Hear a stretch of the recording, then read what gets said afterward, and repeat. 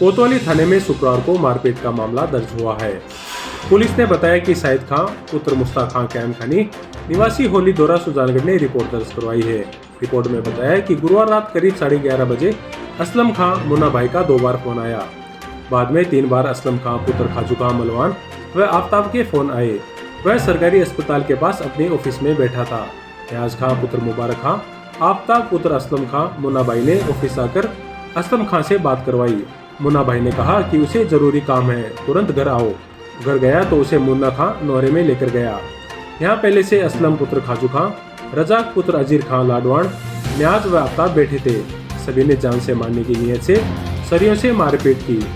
आफ्ताब ने जेब से रुपए व गले में पहने सोने की चेन छीन ली। मुन्ना भाई ने कहा आज इसका काम तमाम कर दो। मुन्ना भाई ने कहा इसका आज काम तमाम कर दो, इसको नंदू खाती के पास भेज देते हैं। जैसे तैसे उसने दीवार फांद कर उसने भागकर जान बचाई। उसके पैर में फ्रैक्चर हुआ है।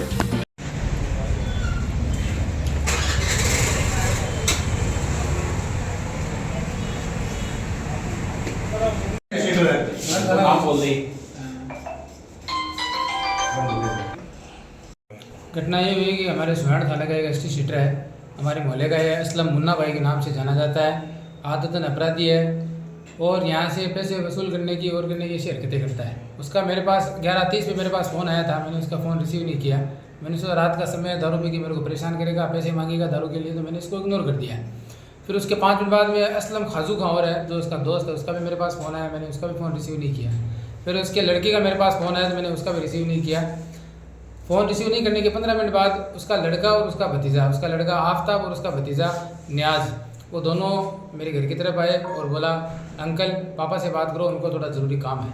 तो मैंने फ़ोन पे बात की तो बोला यार तो फ़ोन नहीं उठा रहा है, मेरे घर आ कोई काम है। मैंने बोला सर भाई साहब 12 बजे क्या काम है मेरे को बता दो, मैं सुबह मिल लूँगा।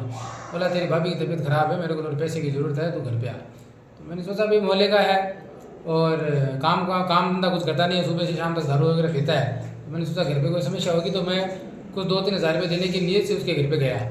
जैसे मैं उसके घर के सामने 500 गज का एक प्लॉट बना हुआ है उसका, मैं उसके अंदर गया तो उस पर पहले से असलम खाजू खां, एक लड़का और था रज़ाक नाम का, एक असलम खुद ये और एक इसका भतीजा न्याज और एक इसका लड़का आफ्ताब, वो 5 वहाँ पे मौजूद थे। 4 उसमें से ड्रिंक कर रहे थे, एक अलग खड़ा था।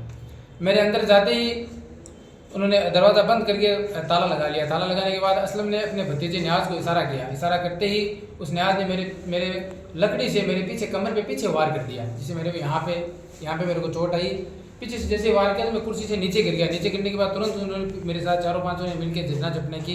मैं 2 सोने की चेन पहन के रखता हूँ, वो दोनों चेनें मेरी उसने निकाल ली और फिर जान से मारने की नीयत से एक लोहे के सरिया लेके आया और एक चाकू लेके आया। वो मेरे दोनों पैर और हाथ पकड़ के इसके पैर उतार दो, इसके पग तोड़ने के बाद अपन मस्जिद को मारना है, पहले इसके पैर तोड़ दो फिर मस्जिद को मारेंगे। ये दोनों यहाँ पे भाई साहब बनते हैं, बहुत पैसे कमा रहे हैं। यहाँ का रोहित, यहाँ का लोरेश विष्णु मैं ही हूँ, तेरे को मेरे को पैसे देने का, ऐसी वैसी बातें कर रहा था। मैंने सोचा भाई साहब आपको किस बात के पैसे, मैं पैसे मेहनत करके पैसे कमा रहा हूँ, आपको किस बात के दूँ। पहले यहाँ का रोहित लोरेश विष्णु मैं ही हूँ, मेरे को पैसे देने पड़ेंगे वरना तुम जान धोनी पड़ेगी, जान हाथ से जान धोनी पड़ेगी। फिर उसने मेरे साथ लोहे सरियों से मारपीट की, जिससे मेरा पैर फ्रैक्चर हो गया। मैं इसका एक्सरे वगैरह जांच करा रहा था।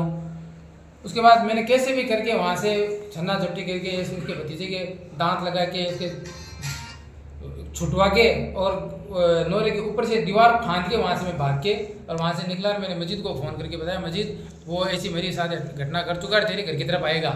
तो मजीद ने क्या है कि अपनी गाड़ी है मजीद के घर के पास। मजीद की दादी एक्सपायर होती है आज के दिन, तो 8 बजे उसकी मट्टी लगी थी, उसके घर पे मेहमान आए हुए थे।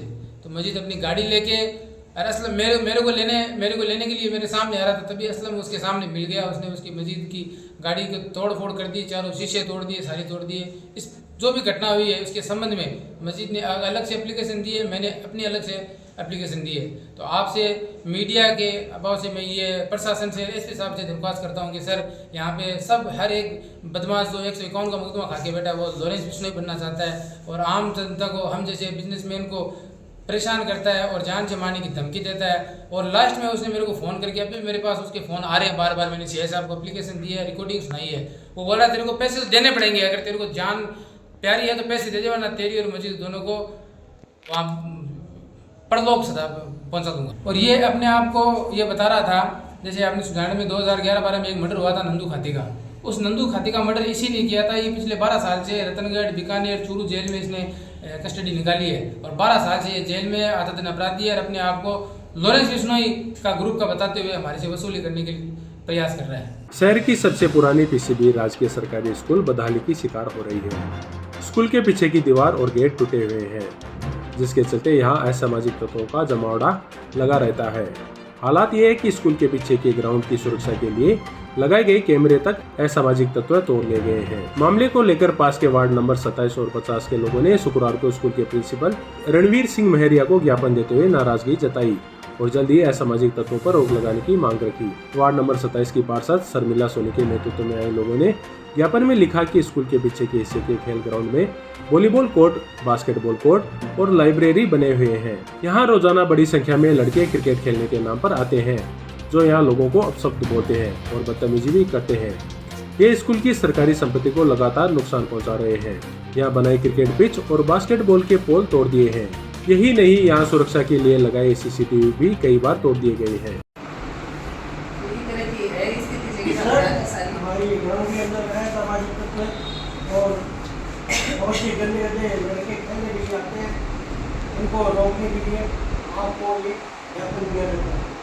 अभद्र भाषा में वो इसके लिए मैं आपको बता देता हूँ, मेरे 2 बार मीडिया के माध्यम बताना आप पूरी बात। मैं आपको ये बताना चाह रहा हूँ कि स्कूल के द्वारा ये प्रयास किया गया कि पहले इस गेट को नीचे गिरा दिया गया था असामाजिक तत्वों के द्वारा। तो हमने इस गेट को 2 बार ठीक करवाया, उसको मिस्त्री को बुला करके 2 बार एकदम ठीक करवाया बढ़िया, और पैसे भी लगे, लेकिन फिर भी उसको वापस गिरा दिया, ताले तोड़ दिए और जो बीच में खिड़की होती है, छोटी खिड़की, उसको उठा के लगे। अब जो बचा हुआ गेट तो हमने इधर रख लिया। अब इसका एक ही उपाय है कि इसको गेट को परमानेंट बंद कराया जाए चिना करके, और कोई दूसरा उपाय नहीं है।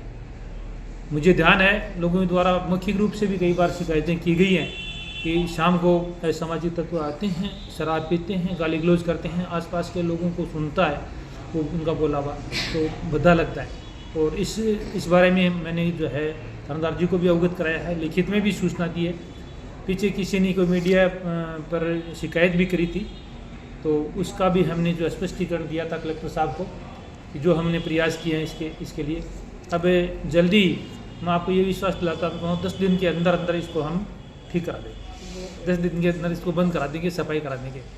और हम जुलाई में ये लगाना चाह रहे थे, यहाँ पर पेड़ पौधे लगाना चाह रहे थे। सुजानगढ़ तहसील में 3500 पौधे हमारे द्वारा खरीदे गए, जो हमने विभिन्न संस्थाओं को दिए, स्कूल में पढ़ने वाले बच्चों को दिए, गार्जियंस को दिए, या हम लेके गए। स्कूल में भी पीछे भी हम ग्राउंड में पेड़ पौधे लगाते, लेकिन असामाजिक तत्वों के कारण से ही नहीं लगाए जा सकते। अनेक प्रकार के नुकसान होते हैं। सर CCTV भी तोड़ ले गए, ये बड़ी घटना है, तो इस पर तो कार्रवाई भी होनी चाहिए थी। इसमें कार्रवाई है सर, पहले जैसे चोरी हुई ना, तो उसमें CCTV कैमरे का जो तोड़े हैं, उससे पहले उन्होंने क्या कि ऑफिस का ताला तोड़ा उधर से, और CCTV कैमरे की मेमोरी डिलीट करी। मेमोरी डिलीट करके उसके बाद में यहाँ से कनेक्शन हटा करके बाद में फिजिक्स लैब की चोरी की है।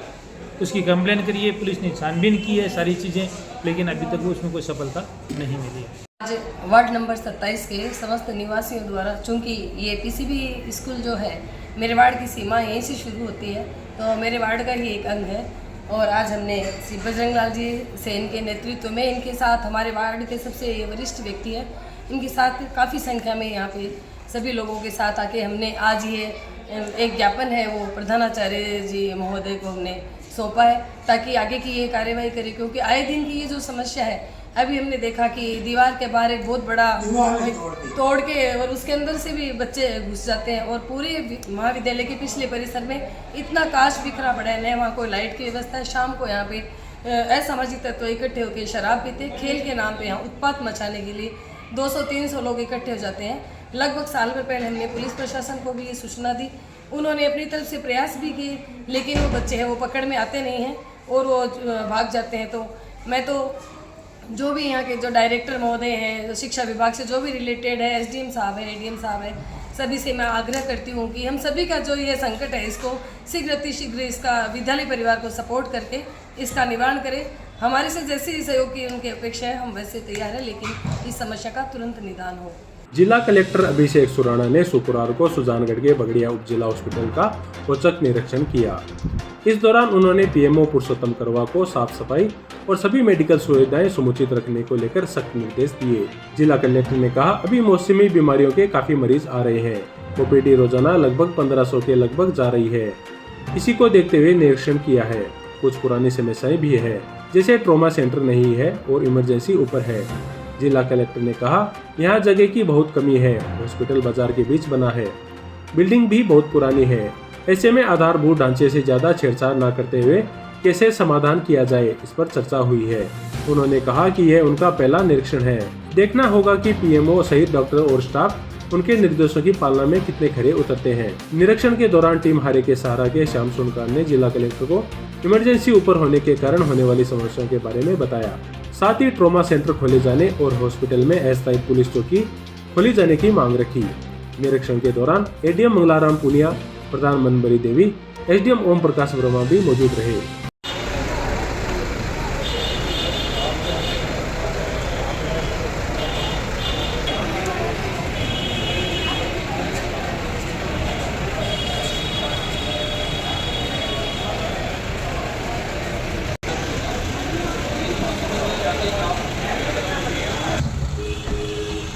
तीनों बैठ के एक बार पहले इसकी फिजिबिलिटी चेक करवाइए, फिर एक्सरे नोचर को वो बुलाइए। लेते हैं जी, आए भी होंगे सर, कुछ निर्देश किया आप आए। पर वो तो क्या है कि सर वो देखो एक्सरे